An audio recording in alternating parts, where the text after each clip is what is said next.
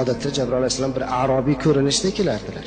Yoki hech kim ko'rmas edi-yu, Rasulullohni bir yuk bosar edi, shunda vahiy kelar edi, Allohning xabari kelardi. Bu safar Jabroil alayhissalom keldi, Rasulullohning yelkasiga boshini qo'yib yig'lab yubordi. Ya Jabroil, limada tabki? Ey Jabroil, nima yig'layapsiz? Qad jaa xabarul qiyoma, qiyomatning xabari kelib qoldimi? La ya Rasululloh, yo'q, Rasululloh qiyomatning xabari kelgani yo'q. O'g'lim tuzalib qoldi deb xursand bo'lyapsiz. O'g'lingizni yaxshi ko'rasiz dedilar. Ya Jabroil, o'g'limni dunyoga ishonmayman. Haqiqatda yaxshi ko'raman. Juda ham o'g'limga muhabbatim baland dedilar. Jabroil yana yig'ladilar. Ya Rasululloh, men bilan birga kim kelganini bilasizmi? Kim keldi ya Jabroil? Azroil alayhissalom keldilar. Bugun o'g'lingiz ruhi qabz qilinadi. Alloh sizga hech qachon o'g'il farzand bermaydi ekan. Sizdan keyin o'g'lingizni payg'ambar maqomiga olib chiqib qo'yadi deb tashvish qilinadi. Hamda dedilar. La yajma'ani muhabbatayn fil qalbil wahid. Bitta qalbda ikkita muhabbat jamlanmaydi. Yo ummatni tanlang, yo o'g'lingizni tanlang. Rasulullohning butun vujudlari qaltirab ketdi. Dod devordilar, ya Rabbiy, qarigan chog'imda bu qandoq imtihon bo'ldi endi. Ey Jabroil birodar dedilar. Bu qandoq menga imtihon, qandoq bo'ldi endi. Shundoq o'tirib qoldilar, yig'lab vordilar. Jabroil alayhisalom yig'lab turib aytdilarki, ya Rasululloh, hamma farishtalarning duoga qo'lini ochib qo'ydi. Men o'zim ham duo qilaman. Sizning duoyingiz shubhasiz qabul. Keling Allohga duo qilaylik. Siz olamdan o'tguncha o'g'lingiz turib tursin dedi. Rasululloh aytdilarki, shundami ya Jabroil? Men o'g'limni umrini so'rashga kelgan payg'ambar emasman-da. Mayli, ya Jabroil. Men agar ixtiyor berilsa ummatni tanladim. Lekin duo qiling siz ham, men ham duo qilayki, o'g'limni o'rniga islomga xizmat qiladigan farzandlardan sahoba ummatlarimga, oxir zamon ummatlarimga Alloh o'g'limni o'rniga sadoqatli farzandlarni bersa ajab emas. Duo qiling deb yig'lab duo qildilar. Ya Jabroil, o'g'lim bilan xayrlashib olishlikka ijozat berilarmikin? Azroil alayhissalom sizni ishorangizni kutyapti. Hayo qilyaptilar, uyalyaptilar. Rasululloh chiqib qarasalar, o'g'illari sog'lom bo'lib qolgan. Bir nechta sahoba bolalar bilan o'ynab yurgan ekan, yong'oq o'yinga o'xshagan bir o'yindi. Qarasalar ichida eng chiroyligi o'zini o'g'li. Go'zal xulqlik, go'zal suratlik. Rasululloh sollallohu alayhi vasallam uzoq o'g'illariga tikilib turdilarda, "Ya qurrata ayn, ey ko'zimning qarosi, ta'al bu yoqqa keling" dedilar. O'g'illari yugurib keluvdilar, o'g'illarini boshini silab, bag'riga bosib, "O'g'lim, siz safarga ketadigan bo'lib qoldingiz-ku" dedilar. Xursand bo'lib o'g'illari, "Hal albisa libasan jadida, unday bo'lsa yangi kiyimlarimni kiyib olayimmikin?" Rasululloh yig'lab yuborib, "Ey bolam, siz kiyim kerak bo'lmaydigan, dunyo kerak bo'lmaydigan joyga ketadigan bo'lib qoldingiz. Uyga kirib bir mehmonda ziyorat qilib chiqishingiz kerak" dedilar. Fahmi farosatda Rasulullohning qoni bo'lganligi uchun farzand darhol tushundilar. Unday bo'lsa mana bu yong'oqni omonat oluvdim berib qo'yay dedilar. Bu gapni eshitib Rasululloh dod devordilar. "Ya Rabbi, shunday omonatchi, shunday bir farosatli o'g'lim bor edi" dedilar. O'g'illari borib haligi yong'oqni o'rtoqlariga berib, har biri bilan qo'l berib xayrlashdi. Xuddi kattalardek ularni ba'zi birlarning yuzini qo'yib mahkam bag'riga bosdi. Jabroil alayhissalom chidamayaptilar, yig'lab turibdilar. "Ya Rasululloh, duo ilalloh, Allohga duo qiling, Allohga duo qiling" deb turibdilar Jabroil alayhissalom. Rasululloh yig'lab o'g'lini tomosha qildilar. Hamma o'rtoqlari bilan quchoqlashdi. Keldilar. Rasulullohga aytdilarki, "Ya abi, ya otajon, endi siz boshlang. Chunki siz otaning ehtiromi haqida ko'p hadis aytgansiz. Sizni oldingizda ketsam beodobchilik bo'lmasin, orqangizdan boraman." Bu gap yana Rasulullohga olov quydi. "Ya Rabbi, farosatlik, aqllik, taqvodor o'g'lim bor edi." Orqalaridan ketdi. Yo'lda sahobalar bilan ham xayrlashdi. Abu Bakr Siddiqlarni quchoqladi bola. Ular nima bo'layotganini tushunmaydi. Nimaga Rasululloh sollallohu alayhi vasallam yig'layapti? Nimaga bu yo'ldagi hammasi bilan quchoqlashib xayrlashyapti? Hech kim tushunmaydi. Uyga kirishlari bilan burchakda o'tirgan Azroil alayhissalomga o'g'illari Ibrohimning ko'zi tushdi. Mehmon deganingiz shuni dedilar. Ha, shu o'g'lim. Otajon, bu mehmonga qarasam qaltirab ketyapman, qo'rqib ketyapman. Ey bolam, bu mehmon shunaqa odamlarni qo'rqitadigan, otadan bolani ajratadigan, qabristonni obod qilib, shahristonni barbod qiladigan mehmon dedi. Shu zahoti o'g'illarning boshiga og'riq kirdi. Mahkam boshini ushlab, "Yuallimuni ra'si", boshim qattiq og'rib ketyapti deb qoldilar. Rasululloh o'tirdilarda, "Keling o'g'lim, boshingizni qo'yib oling oyog'imga" dedilar. Shunday tizzalariga boshini mahkam qo'yib oldi. Rasululloh o'g'lini mahkam ushlab, "Ya Jibroil, qayerdasiz?" "Shu yerdaman ya Rasululloh." "Azroilga ayting, o'g'limni jonini sekin olsin" dedilar. "O'g'limni qiynamasin, Allohga berdim. Qiynamasdan jonini olsin" dedilar. Jabroil olsin yig'layaptilar. O'g'illari bir qaltiroq tutdi, Rasulullohga bir qarab tabassum qilib bir kuldilarda jon taslim qildi. Rasululloh o'zlari yuvdilar, o'zlari kafanladilar, o'zlari janoza o'qidilar, o'zlari borib qabrga qo'yib tuproq tortgandan keyin dod deb yig'lab yubordilar. Ashoblar aytdilarki, "Ya Rasululloh, o'zingiz qaytargan narsani o'zingiz qilasizmi? Axir yig'lamang deyardingiz-ku." Ey azizlarim, bo'lgan voqeadan sizlar bexabarsizlar. Bugungi mening boshimga tushgan imtihon insonning boshiga tushsa toqat qila olmas edi dedi. Bugun Alloh uchun ummatimni ixtiyor qilib o'g'limni topshirdim dedi. Agar o'g'lim sizlarning o'g'lingiz bo'lganda o'ynab yurgan bo'lardi. Hamma sahobalar yig'ladilar. "Ya vaylato" dedilar. Rasululloh sollallohu alayhi vasallamga "Ya musibato, bunday musibatga Alloh sizga sabr bersin" dedilar. Azizlarim, haqiqatda Rasululloh sollallohu alayhi vasallam orzu qildilarki, meni o'g'limni o'rniga, meni ummatimdan o'rnini bosadigan o'g'illar chiqadi deb. Endi bir fikr qilaylikchi. Biz shunaqa farzand bo'lib boryapmizmikin?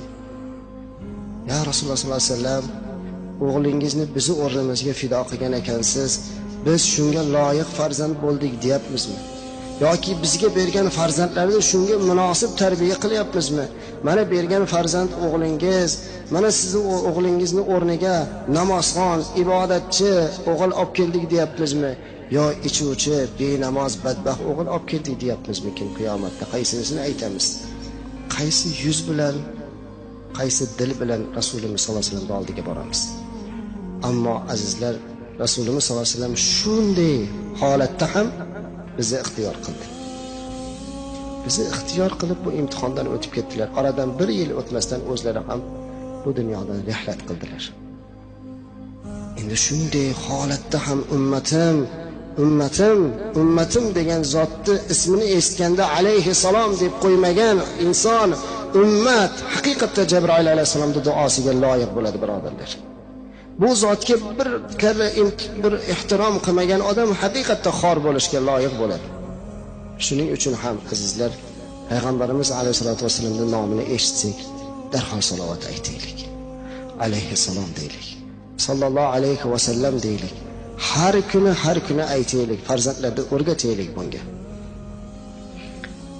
3-duolari Jabroil alayhissalom aytdilarki, "Ida dahala Ramazon oyi kirsa-yu, gunohlardan poklanib chiqmagan odamga ham Allohning la'nati bo'lsin" dedi. 5-6 kundan keyin Ramazon, birodarlar. Kirib kelyapti Ramazon oyi. Ramazon oyida do'zaxning eshigi bekilib qo'yiladi. Jannatning eshigi ochiladi. Hammaning duosi qabul bo'ladigan bo'lib qoladi. Osmonda birorta parda bo'lmaydi ekan. Shayton bilan jinlarni olib kelib Jabroil alayhisalom qamab bekitib qo'yadi. Hamma narsani olib qo'yadi. Birorta bizga qarshilik qiladigan dushman bo'lmaydi. Endi shunday Alloh taolo har kuni 3 marotaba Ramazonda nido qilar ekan.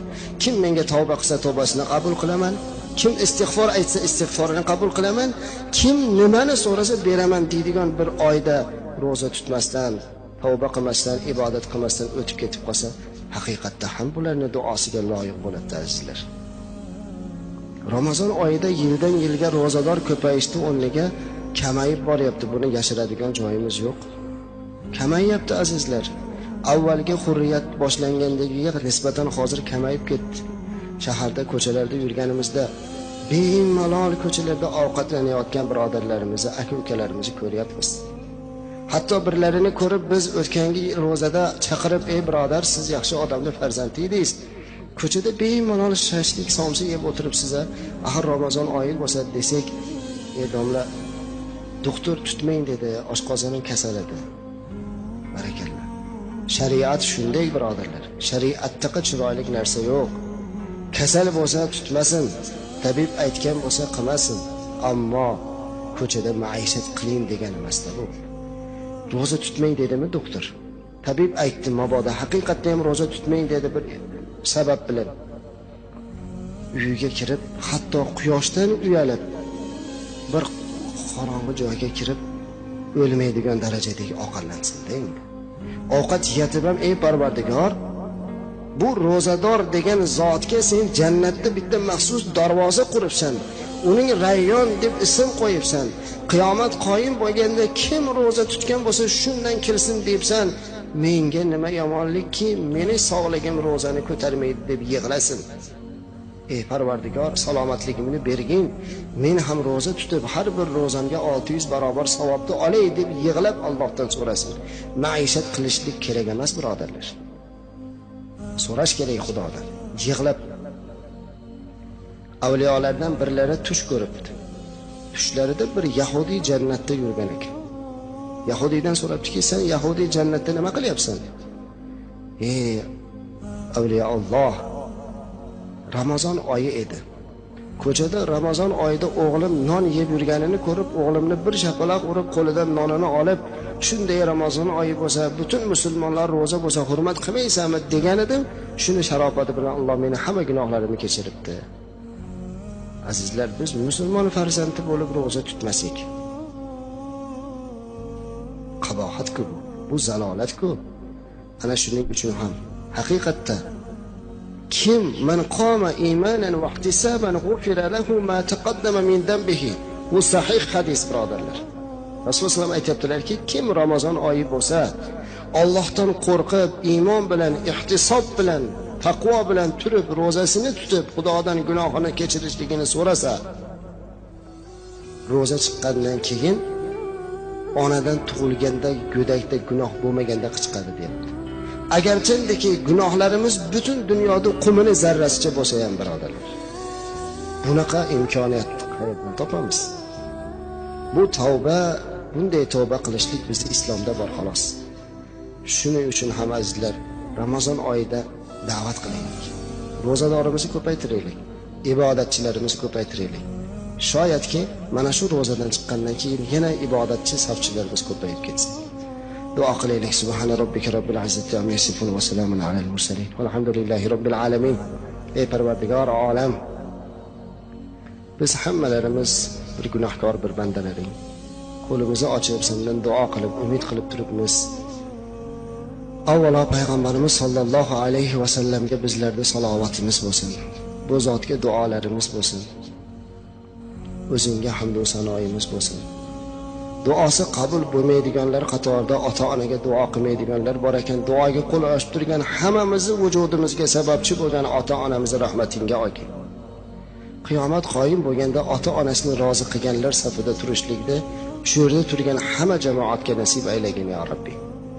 Allohim, kelayotgan Ramazon ro'zasini bizlarga muboraklik qilib, salomatlik bilan, tinchlik bilan ro'zalarni tutib, o'zingning yo'lingda yuradigan bandalardan bo'lib chiqaylik.